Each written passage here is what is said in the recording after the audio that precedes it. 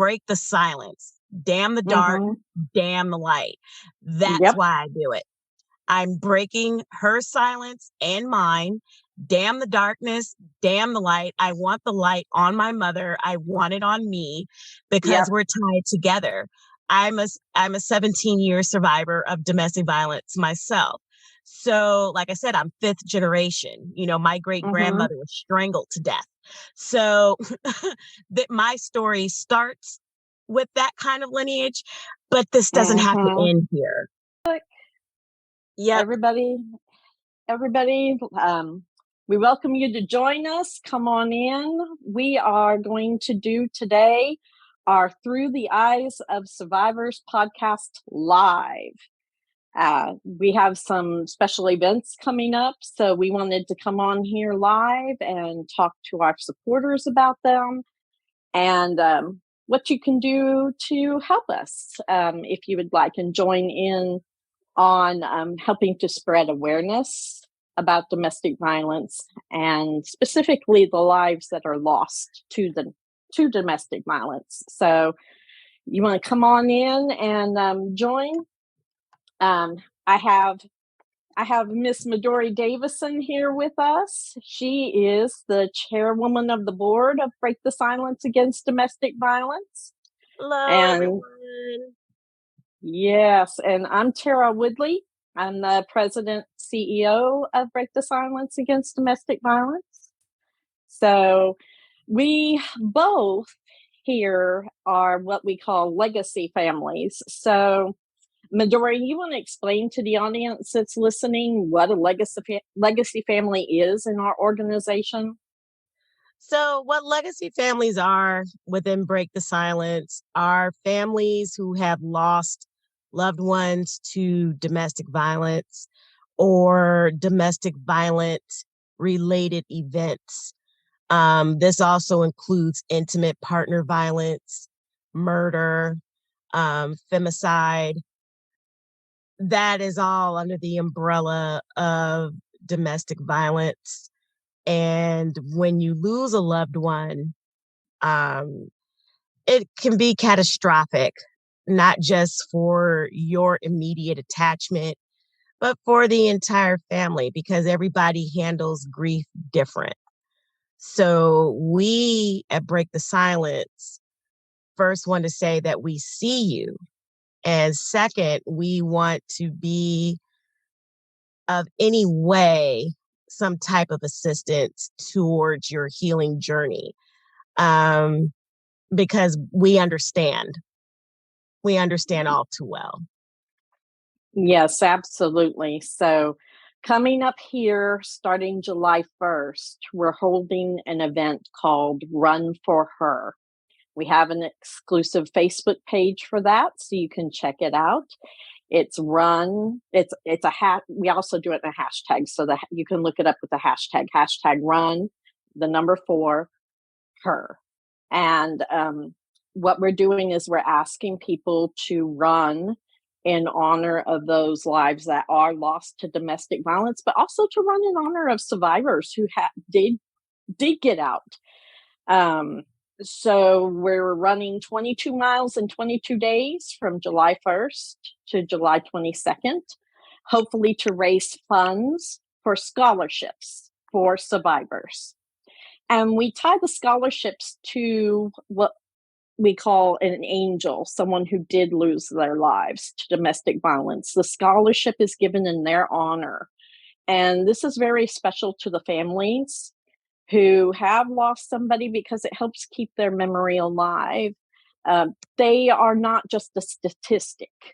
They were a real person, and people loved them, and they affected the world around them. And families like ours are still reeling after many years of that loss. So we want to be supportive. We want to, I know myself as some family member, a mom who lost a daughter who was pregnant. So I lost a granddaughter as well. I want her memory to mean something. As our legacy family director says, they ran this race in life and they didn't get to finish it. So we're running the race to finish it for them. So I think, Midori, if you want to talk a little bit about your mom and how important she was to you and what this run means to you, I think that would be great for the audience to hear. So I so let's just reel it back. I am probably a fifth generation descendant of domestic violence within my family. My mother's case was definitely special in the fact that she disappeared. She vanished when I was 14. The case surrounding it, the issues surrounding that at the time were a mystery for over 38 years. And finally, as of last summer, I came to learn that she was dating a guy a little younger than her, because my mother was 40 at the time when she disappeared. So she was dating a man a little younger than her, but who was clearly about that life. He was about the street life. And my mother got into something that was bigger than her by dating him. He was a drug dealer. He was also into prostitution. And in Mississippi, where my mother was, sex trafficking, human trafficking, prostitution, kidnapping, all of that goes hand in hand. I even had a cousin around that time who was transgender. He was kidnapped because he was transgender. So all of that goes hand in hand in that area. And though her case was never solved, we were lied to about her being placed on a missing persons report. She was not. I unearthed information that was false in terms of her social security number as well. So it really is an ongoing saga as to what happened to her. But it took me 38 years just to learn what led up to it. And that is why, well, I won't be running because I don't run, but I will bowl. Right. Because in July, it's hot as all get out here. So I will be bowling for her. Oh, I hear you. We have a lot of supporters who are doing the run on a treadmill in the air Yeah, conditioning. I Yeah, will be so certainly in a very well air conditioned bowling alley bowling for her. absolutely. And I choose to bowl because that was something my mother loved to do. And it allows me to not only make her relevant, but to Mhm. also make her case relevant, because being Black and missing in this country is not as uncommon or unpopular as many may think. In I fact, know. we work with the Black and Missing Foundation out of Washington, D.C., who have a special organization just for that, helping families find their missing, because disappearance in domestic violence is very common, especially in communities of color.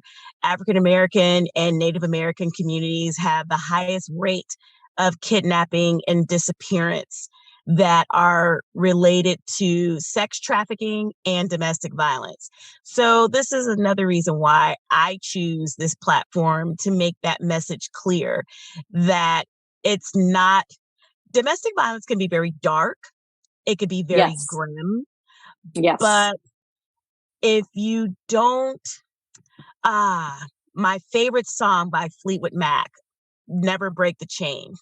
There's a Yes. line that says, break the silence, damn the dark, Hmm. damn the light. That's Yep. why I do it. I'm breaking her silence and mine. Damn the darkness, damn the light. I want the light on my mother. I want it on me because Yep. we're tied together. I'm a 17-year survivor of domestic violence myself. So, like I said, I'm fifth generation. My great Hmm. grandmother was strangled to death. So that my story starts with that kind of lineage, but this doesn't have to Hmm. end here. That's Right. why we do what we do. Because if you break the silence, damn the dispel of the darkness, and shine light on it, you'll see that the enemy can't work in the light. Amen. I have to You say gotta get that your because, power back. You oh, I gotta get know. your power back. And I Absolutely. love that song, Never Break the Chain, because that's when it comes Uh-huh. to my mother and me, that's it. I can't Mhm. let that chain be broken. I just can't. I feel you on that because I listen to that song a lot as So well, do and I. I feel the same way about it. So, like with my daughter Ashley, this year will be 11 years here in just a few weeks of her passing and her murder, and there is still so much pain and rawness in it. And Oh her yeah. Oh her yeah. story, my family is like yours, fifth generation. That's how far it goes back, and it took tragedy for people to wake up in our family to break that silence. And families like ours, we want survivors to know you can break that chain. You can. And it starts with us and breaking that silence and putting out there our stories, because her story is my story, just like your story is your mother's story. We are bound together forever in our testimonies, uh, and to testify about the beauty of these people when they were here and the evil that touches you when domestic violence comes after you.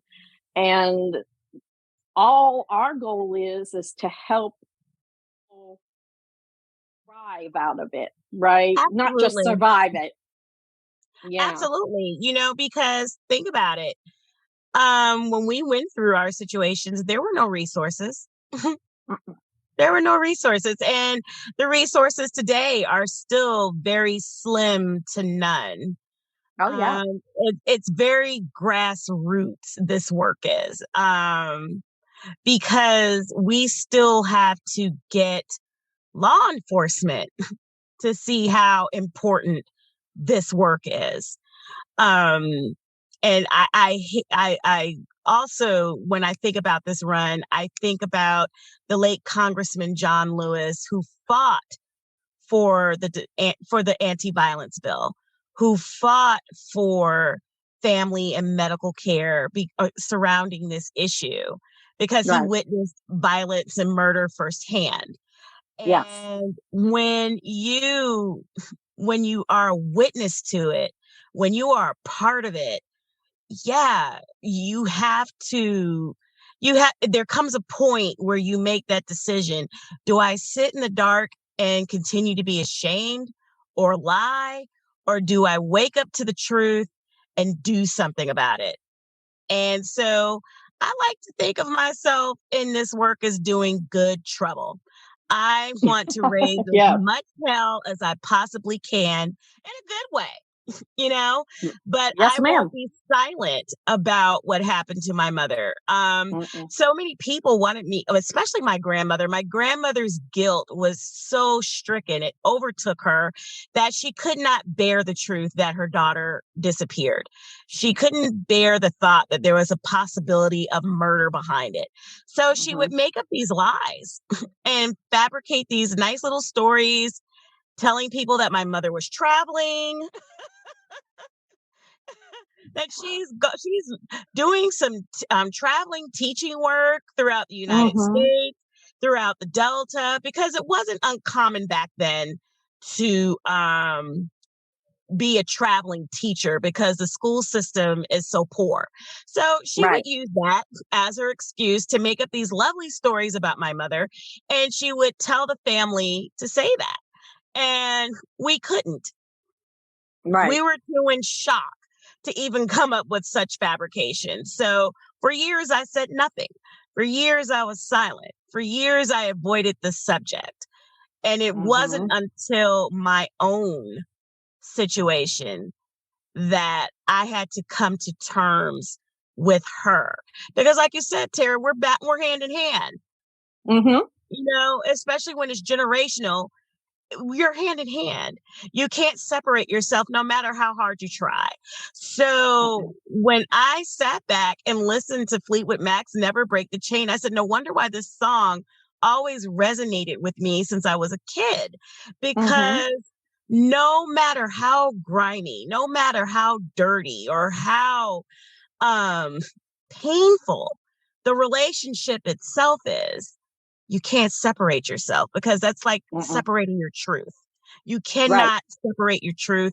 You can't separate your testimony. And above all else, you can't separate your relationship or your tie to them. Right. I'm forever her daughter, just like you're forever Ashley's mother and Patience's grandmother. Yes.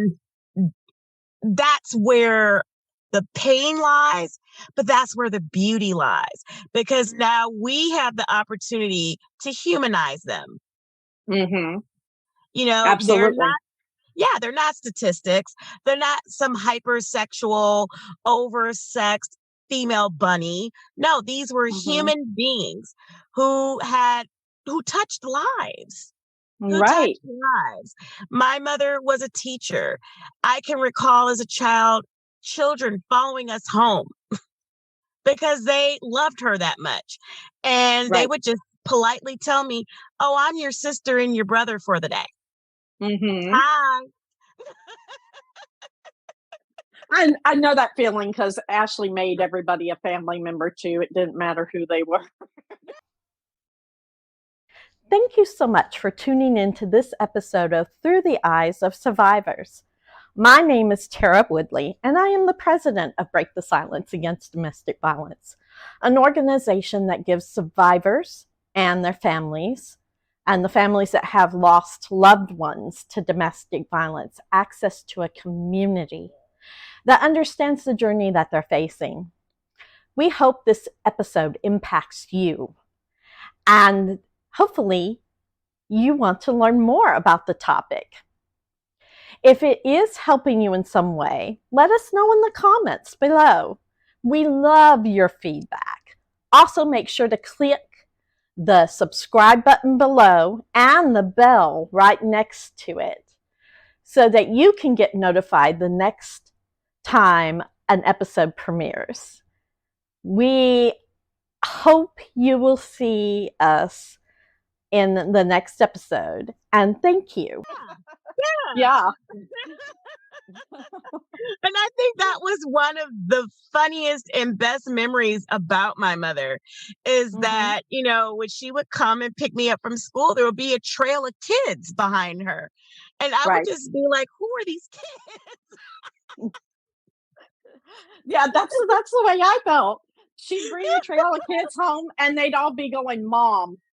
And I'm like, "Mom, I'm not your mom." And Ashley was very adamant. So was Rachel, my other daughter Rachel, about you can call her mom, but don't call her mommy. That's what we call her. And I'm just like, and that's funny because that's what I used to tell the kids. I'm like, look, she's my mommy. I don't know who she is to you during the day, but she's my mommy. So they were like, fine. We call her Miss Mama D. And I'm like, okay, I could work with that. oh. You know, it's good that you and I both have had enough time where we can be to a point where we can look back at memories and laugh. Yes. So many of these families, when you're first in it for the first few years, you're doing good to pull your head out of your ass. Oh my God, tell me about it. Or if you can find it, for that matter, hell. I mean, you are so disoriented with life. It's and but that's why this run has so much meaning to these families. Yes. And I want our supporters to know that, because like it is a reason for them to get out of bed. You know, Absolutely. It is a reason. And so I definitely want to encourage people to I know in the links below that in the comment section and stuff, there will be links. You can join the run and help support us by creating a Facebook fundraiser. Schooling was a very big part of both of our lives because, like Midori said, her mother was a teacher, and Ashley was, doing her work to go to school as well. And when she got into that abusive relationship, of course, he cut her off from that. I mean, that's so typical. We hear that all the time from survivors out there. Oh, yeah. So, it's very important for us to help promote an education for survivors, because The statistics are 85% of survivors who go to school, get a degree, they never enter into another domestic violence abuse relationship again. So I like those odds. The earlier you educate, the better, because I'm seeing that it's happening in younger ages. Yeah. Like when I was in high school, I had a guy who was a stalker. He was a little weird, but because it didn't happen like that, and when I was in high school, you're easily able to identify, okay, he's a weirdo. Something's got to be done. It wasn't popular to stalk back then, not at 16 and 17 years old. We're still trying to feel ourselves. Like, we don't do that. So when you see somebody engaging in that behavior, okay, you could go report it. You could go tell someone because it was odd behavior. Now it's not so odd. There's cyberbullying, these mass school shootings, which, the one in Uvalde just still breaks my heart because they were so young. Well, and 90 to 95% of these mass shootings are all tied to domestic violence to start with. Yes, because somebody's being abused at home. So as the saying goes, hurt people hurt people. And, my roommate and I were talking about this, and she was like, do you realize that there were more mass shootings than days of the year? And I said, yeah, that's disgusting. That's disgusting. And like you said, Tara, they are tied to domestic violence because these children are getting their hands on guns and they're taking the pain that they're either being inflicted upon at home or that they're witnessing. And they decide that if they're not liked or if they're not accepted or if they're not welcome into the fold, then hell, I'm just going to shoot up the whole damn building.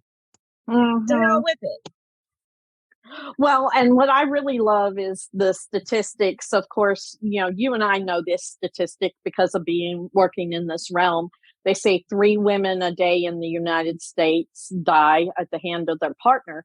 But what they don't tell you is that there are 6 more who die at the hand of that person who are innocent bystanders in this country.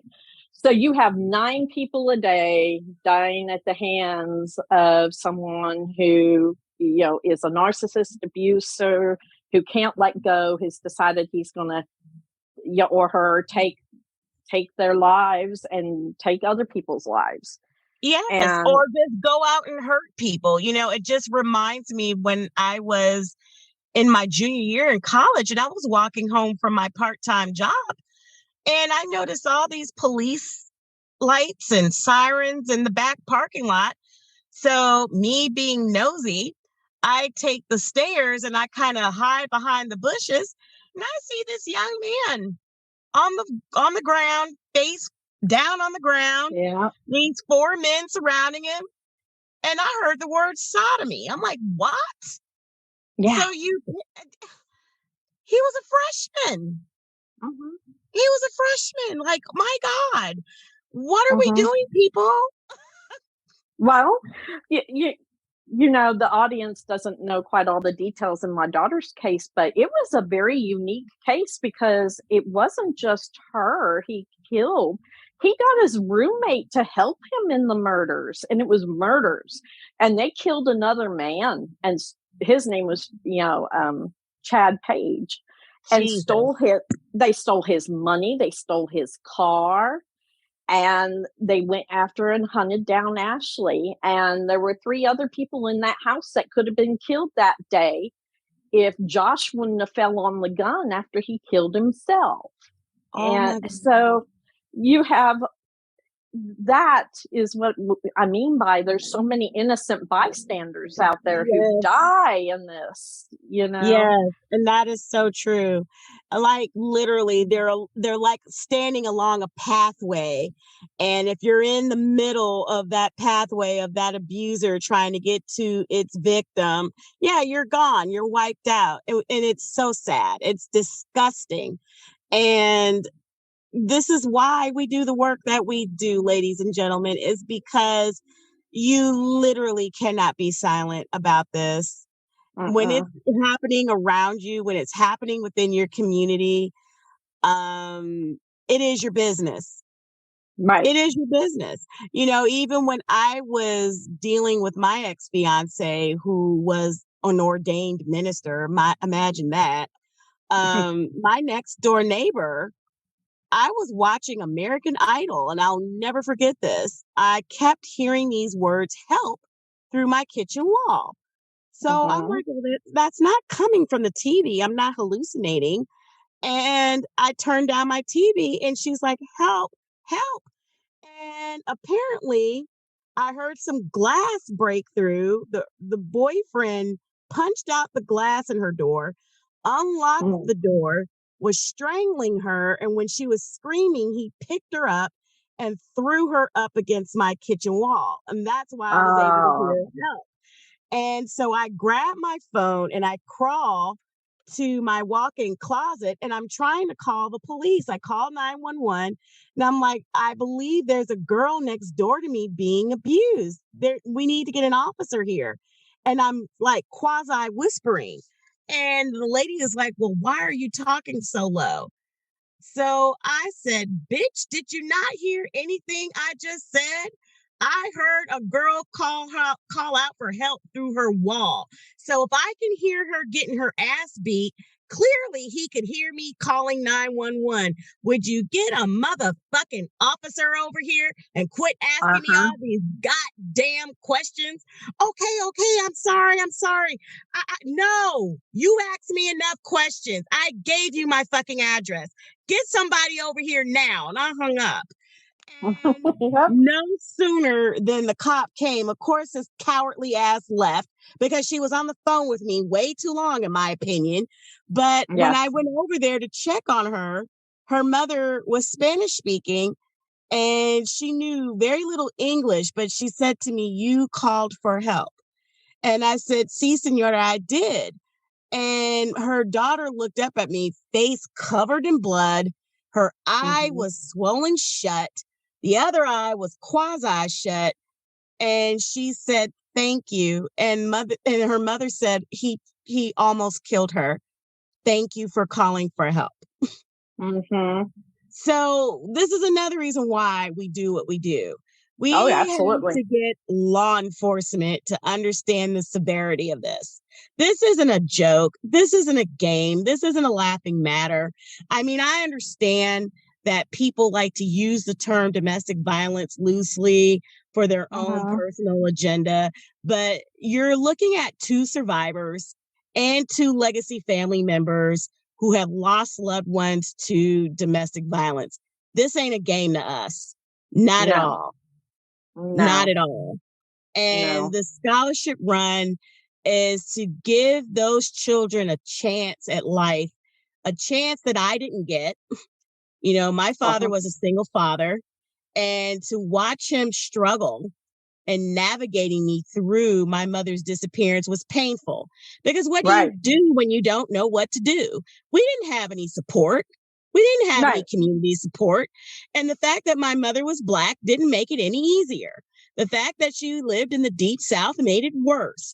We got no kind of justice, support, no compassion, no concern, no nothing. So this is our way of paying it forward. Because we know what it's like firsthand. Oh, yeah. We know what it's like firsthand. And Tara, for you to have gone through with Ashley what you've gone through, I mean, I know you experienced even some. We hope you're enjoying this episode of Through the Eyes of Survivors. We wanted to pause for a moment and let you know that Through the Eyes of Survivors has a shop now open. And this is a great way for you to not only help survivors of domestic violence, but also let everyone know that you will not be silent about this important cause. From t-shirts to bags to coffee mugs, we have so much to choose from. To grab your swag, head to our store at breakthesilencedv.org. Backlash to this day. Yes, I do. And people still this is the thing, you the first 2 years when you're into it, you're living in a cloud. You're in a haze. You're in a Yes, total you haze. are. Yes, And you are. you can have a support system. Most of the families, when your loved one is dead and buried, you have a support system, but after that, they're gone. And some of them will literally say, when you gonna get over it? But here's my thing. How am I supposed to get over that? I am never going to be over that to this day. On July I hear that 13th. question, when are you going to get over it? I just cringe. Or Yes. you need to let it go and let God. Mm-hmm. No, I can't let her go. That's my mother. That's how I entered this world. How the hell am I supposed to let that go? No.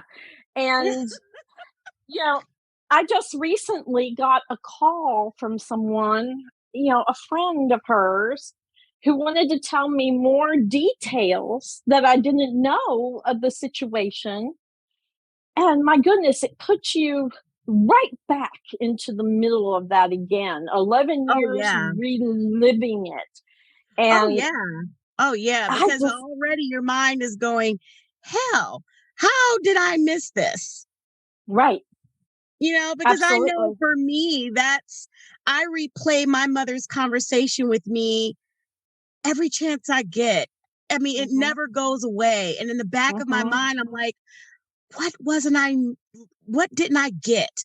What didn't I listen for? What was I missing? Because like you, I remember my great aunt telling me that she came to her house to hide money. And I'm like, why would my mother have to hide money from anybody? I don't understand that. But already that was a red flag. At 14, I didn't understand red flags. And sometimes I'm like, oh, if I only knew. You never learn enough. No. You never learn enough. And, I have to remind myself to be gentle to myself because I was the child. And I was mature for my age. So it kills me when I hear family members say, did you learn anything else about your mom? Honey, that was your sister. I should be asking you questions. Right. Yeah, absolutely. So it lets you know, even the way we process grief, there's denial. And I believe some of my aunts, in their pain, they are dealing with it they're dealing with their own guilt by denial, because I know they feel like, oh, we should have been closer. We should have talked to her more. But you did. She didn't tell you what she didn't want you to know. Right. Well, that's why I think this run is so important, because even right now, like I said, I'm struggling with a lot of anger again, just because of the new details. Oh, anger with myself, even, again, because I was her mother and I was supposed to protect her, I'm sorry. No, don't apologize. It just don't apologize. Still so badly, and it makes me hate people again. New details, that I thought I could let go, and you have to redo the work to let it go again and find another positive. That's what, for me, this run has been over the years. It's been a positive something that I can hold on to that brings a positive dynamic into my life and the people around me, to my family, to her legacy. And Absolutely, because the circle is not broken. And as you think about where she was in her life, what she was about to embark on, that's why you're still here, to pick up where she left off so that you could carry it on and never break that chain, and that's what I had to come to understand about my mother and myself. For years, not only do I still carry the anger of it all, but I felt guilty. Yes. I felt guilty because I chose to leave Mississippi. I didn't want to be there. And I made it loud and clear that if that's your life, do what you want. But, in so many words, don't fuck up mine. I don't want to be here in this state. And I felt guilty for even saying something remotely like that to her. I felt guilty for not being there to protect her. I felt guilty because it was always her and I against the world. Absolutely. I felt like I left her alone. And that was a guilt that I carried so much inside me that, hell, it affected my mental health. In school, I lashed out more. I cursed out teachers. I cursed out classmates. I cursed out strangers. Say something smart to me, you're going to get a licking. And my father was getting phone calls at work about me walking out of class, slamming doors, giving my teachers the bird. And he knew where it came from, but he didn't know how to explain it. Which, in that process, I made it hard for him, but he also knew that the situation was going to be even more difficult because of how everything happened. Like, how do you explain to somebody, excuse my daughter's behavior, but her mother disappeared? Like, how do you explain? Because then there's going to be more questions that you don't have answers to. So my father had to stuff it. He had to be silent. And that was tough for the both of us. But in looking back, we didn't know what to do. And then right after my mother disappeared, 2.5 years later, my cousin was murdered. Right. And that was on CBS News in Brooklyn. And my father had to wake me up out of bed to go watch that. And both of us just looked at each other because he had literally asked about this cousin not even a week ago. Right. And we're looking at her body being drug out by the ambulance and medics. So another trauma on top of a trauma. And this was my cousin related to my mother. They were like sisters. Right. So my dad did not know how to comfort because we were too traumatized. So we stuffed it and we went on. And this is stuff that you can't stuff. No, because I figured that out real early in this journey, that I was not going to be quiet about this one. I was quiet through my abuse. The brain doesn't tell you, your body will. And I paid for it with my health. I did. No, you're not the only one. I paid for it, even though I wasn't quiet. I still paid for it with my health on some areas. Yeah, because it's just so, the journey is just so long. And without support, I don't know how some families do it without support. Like I got from this organization. Does it without support, because I'm telling you, what's done in the dark comes to light. And sometimes it's like a bomb. It just says boom, and it explodes right in your face. And the fact that my father and I made it through my adolescence and I'm still alive is nothing but God, because that was a tough time. It was a tough time for the both of us. And bless his heart, he literally didn't know what to do. And even when we talk about it now, there's parts of it that still pains him, because when I tell him about the difficulty in trying to find my mother's information, he literally explodes. He's like, why in the fuck is it so difficult for you to get her goddamn social security number? The statute of limitations have been passed. I said, I don't know, Dad. Right. I don't know. I wish I had an answer for you. He said, that's some fucking bullshit. I said, I know, Dad. Why do you think I raise so much hell on the forefront? Because I know it's a bunch of crap. Oh.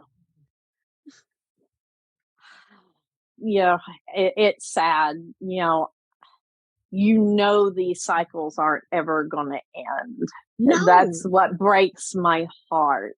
Yes. But if I can help save at least one, or help one person find healing after they've been through it, to find some kind of new normal life outside of their abuse, to me, that's all worth it. I think all the families feel that way.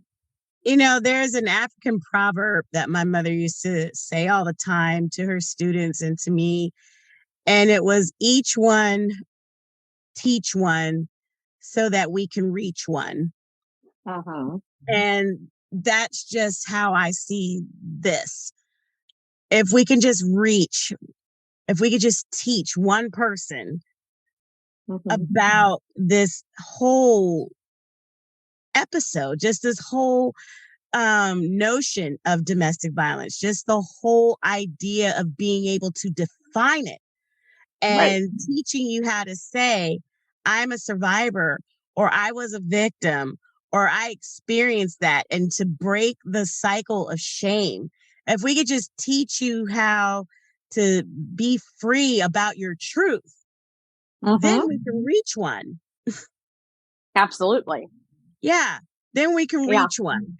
And I honestly feel that's my purpose, not just in this work that we do, but in my life at large. Right. Because my mother wasn't done. She was 40. Yeah. She was 40. And when I think about where I was at 40, and when I remember turning 40, I cried, because it was that was such an interesting time, because Whitney Houston died a month after I turned 40. And then listening to her issues, they were so reminiscent of my mother's. I just cried harder, because I'm like, Mom, you were 40. What were you about to do that the enemy just had to come and snatch you? Because I'm sure you think about that in terms of Ashley's event. Like, what was she about to do that was so important that these motherfuckers had to stop her? Well, and I think that's a common denominator in all the women's stories that I've listened to, or there's a couple of men as well that I've heard their stories, that there was something about them. It is almost like they just, whatever that purpose they had in life, the enemy had to snuff it out. Yes, agreed. Because I was looking at this documentary on Netflix, because I'm a documentary nerd, by the way. And they had this documentary on the murder of Sam Cooke. And they called it The Two Killings of Sam Cooke. The actual murder, and then what was he about to do? Because his legacy was snuffed out. Like, he was on the verge of doing something so great that somebody just had to take his life. And that's how I feel about the stories that we get on the blogs from the men and women that we've touched or talked with. Whenever they discuss, like, they were at a crossroads, something huge was getting ready to happen, and then this happens. Oh, yeah. Well, and you see it in survivors too, because we've done enough work that we have seen in trying to help survivors to heal and stuff. When we meet them and work with them, you can see that spark inside them that I feel like that person, that narcissistic a-hole, either had to have that for themselves or they have to snuff it out. One or the other. Each one of these people. That is so true. That is so true. Because I just think about, a few women that crossed my mind. Like, one was homeless. He took everything from her, but her. Right. And her spunkiness just really reached at me because she was like, yeah, he took everything, but I don't care because I'll get it back. I have my life. That's what matters. And I was like, yeah, that is so true. When you're able to let go of what all you had to do just to get out and just say, I'm free, I can start again. Yeah, then you're ready to live. You're ready to live. And that's what we at Break the Silence focus on. We focus on life after. So many organizations focus on the crisis, and there's nothing wrong with that because it is a crisis. It is a crisis. You have to figure out your next move. You got to figure out how to escape. You got to figure out how to hide your money to escape. Lord knows I was there, hiding money in tampon containers, hiding money in shampoo and conditioner bottles that he wouldn't touch. How to get out and keep your children safe. Yeah. I mean, that kind of thing too. It's just, and finding a safe place to live, because in Charlotte at the time, there was a safe house, but it wasn't a safe house because it was in the neighborhood. It was open. Yeah. It was like going to your grandmother's house. So that everybody knows where it is, right? Yeah, everybody knows where it is. And yet that's supposed to be a safe house. Get out of here. That's why I left the state. Sneaking your stuff out in the middle of the night so your neighbors can't tell them where you were, Then I had my friends break into my apartment to get my most important documents because I was too busy trying to get out. I forgot them. So we totally get the crisis. But at Break the Silence, the true crisis comes afterwards. Right. Because now you're having to rebuild your life without this mad person. And you feel like a deer in headlights because a lot of times you're in a new location, starting completely over from scratch. And have to deal with all the trauma. Yeah, you're dealing with the trauma and you have to go to work. And let me tell you, that was not easy for me. I was amazed I didn't get fired from many a job. I'm with you there. I mean, I have cussed out managers, supervisors. I broke equipment. And then the next day, my badge still works. That's nothing but God, because it sure as hell wasn't me. It wasn't me at all. It wasn't until my mid-40s that I learned that I had post-traumatic stress disorder. And even continuing my therapy now, I realized I was diagnosed as having complex post-traumatic stress disorder because this stuff doesn't stop. No. The memories don't stop. No, they don't. They don't stop. So you have to actually learn through acceptance how to marry this stuff into your day-to-day life. And then they say, have a life. Go out and date. Have fun. Yeah, right. Yeah, that's right. always fun.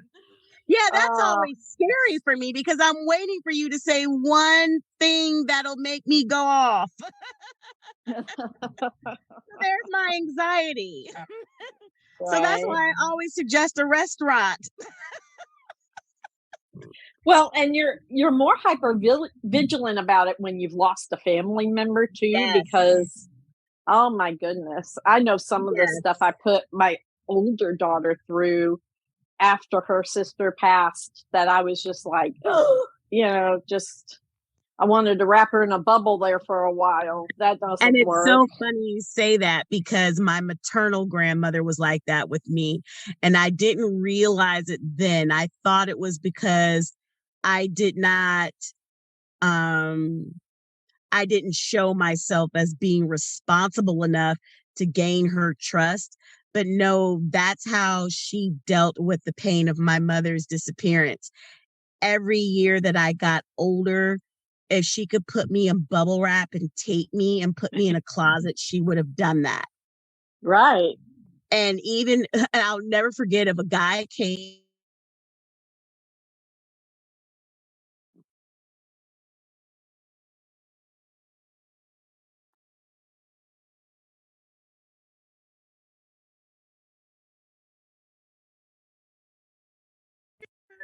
that you have all recipes for emergency.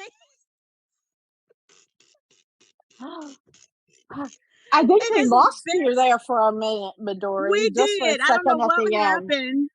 I don't know Yeah. what happened, but yeah, when you say how hyper vigilant you were with Rachel, my grandmother was like that with me. And it didn't dawn on me until years later. This has everything to do with my mother, because that was her guilt. Her guilt was not being a mother to her or being a protector to her. So here I am. She's going to suffocate the hell out of me. Yeah. And she tried. She tried. Yeah. Bless her heart. But I understand now. Yeah, absolutely. Yeah. So we definitely, want everyone out there to join us, participate. If you're a survivor, participate with us, run with us. Even if you can't run, if you want to just help raise funds for the scholarships for survivors out there. And you don't even have Absolutely. to run. You can walk your dog. You can Mm-hmm. bowl. Mm-hmm. Absolutely. Absolutely. Touch on some of the other events, because we have more events than that coming up with the Run for Her that coincide with that time period. Because July, we do it during July because July is Grieving Parents Awareness Month. So we like to put all the events during that time period. So we kick off the run July 1st, which you can go ahead and sign up now and start walking and running now. Even I already have. People have already been donating. It's been wonderful. But also July 1st, we're going to have a virtual candlelight vigil here where you can see and hear from more of the families in the organization. And it's called Love to Remember. And I'm sure our wonderful tech Gabby in the background there will put that in the comment section for y'all. But that vigil is like very important to us, because instead of talking about the things that they went through and how they died, we actually share happy memories of our loved ones. So I encourage you to join that and be a part of that, because it's a very special moment. That we kick it off with that run with that candlelight vigil on the 1st. And then we will run through the 22nd. And then we also have what we call the Legacy Family Retreat. So the retreat this year is being held in Denison, Texas. That's a nice centralized location here in the country. There's actually, if any families are watching and would like to be a part of that, there's still a few slots open. I think we got 4 or 5 slots open for family members or very close friends of those who lost someone to domestic violence. And the retreats are really great.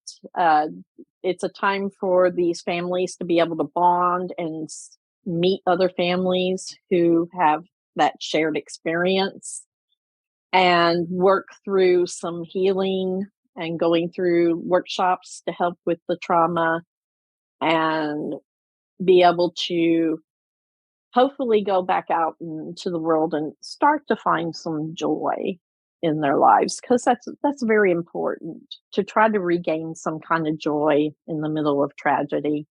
And I believe the dates for that, which I'm sure Gabby will pop another link down there for us on that, but I want to say it's I don't have a calendar in front of me. Is it not 19th through the 23rd, or the 20th through the 23rd, something like that, I of want to say July? it's the 19th through the 23rd. Yeah. Yes, but you can look for it in the links, or go to our website at breakthesilencedv.org. And we'll have the information posted there. Yeah. Absolutely. You can register, and don't worry if you're a family and you feel like you can't afford it. We have scholarships out there to help you afford attending the retreat. So absolutely. And even if you can't afford to come, we will also have other events for families to join. We have our Healing Through Movement series that will help you. It's designed to help you deal with grief on a day-to-day basis, anxiety, or if you're like me and you deal with PTSD symptoms. These events are designed to help you deal with that on a day-to-day basis. Yes, absolutely. So watch our main page. We're going to have a lot of events coming up that you'll be able to participate in. We have a book club called Healing Through Reading. You can join that. It has a Facebook page called exactly that, Healing Through Reading. But there's going to be a lot of different events. So watch our website, watch our event calendars. Absolutely. Yes, this is all new stuff that we're putting out here for everyone. I think actually our first event is Healing Through Meditation. So if you're interested in that, check that out as well. So Midori, you want to close with any kind of thought? Well, I just want everyone, first and foremost, let me just walk it back. I want to say thank you to everybody for your support, for your engagement, for your dialogue, and for sharing things with us. We really appreciate, and we don't take for granted that you are entrusting us to share your journey. So we definitely appreciate and thank each and every one of you for your support over the years and for constantly keeping us on our toes as well. The engagement, we definitely learned so much from all of you. So we don't ever want that relationship to go away. And secondly, I want to say this. There's no shame in your truth. That's right. That is what Break the Silence ultimately is breaking the silence of shame and putting your truth to light. There's no shame in it. The fact that you're here, that you survived, is not by accident, but it is part of your purpose in this life. And that's something that it took me a while to accept. But now that I've accepted it, it makes more than perfect sense.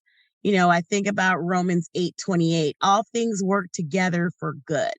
So don't count yourself out, first of all. Right. Don't count yourself out at all. Second, know that your truth and your purpose are tied hand in hand. Absolutely. And lastly, for those of you who haven't mustered up the courage to break the silence, I encourage you to break your silence. You have a voice. Yes, break the chains. Break them chains. Damn the darkness, damn the light. Break the silence, because you have a voice and it deserves to be heard. You know, the reason why they tried to silence us in the first place was so that our power they could steal. Yes. It's time for you to reclaim it. Uh-huh. Absolutely. And if we can help you in any way, we're here for it. Absolutely. Yes. Thank you, Midori. We thank you for everyone for joining us through this episode of Through the Eyes of Survivors. Like I said before, please check out our events on our website, breakthesilencedv.org. Check out our YouTube. Again, that's Break the Silence as well. And we thank you for your time. Appreciate y'all We taking the appreciate time to you. be with us. Thank Thank you. you.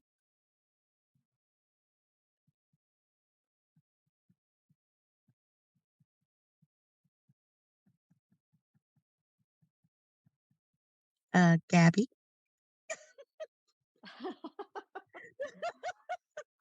I don't know if we're still live, people, or not. I But know. We are, guys. Hold on. Someone told me we were. I just wasn't sure. That's all right. One day we'll make a blooper reel for y'all. Exactly. Oh my God. I swear I cracked myself up. Oh, laughter's the best medicine. Yeah, for real. Hold on, guys. Let me verify we're off. Give me 1 second. You're fine. You're good.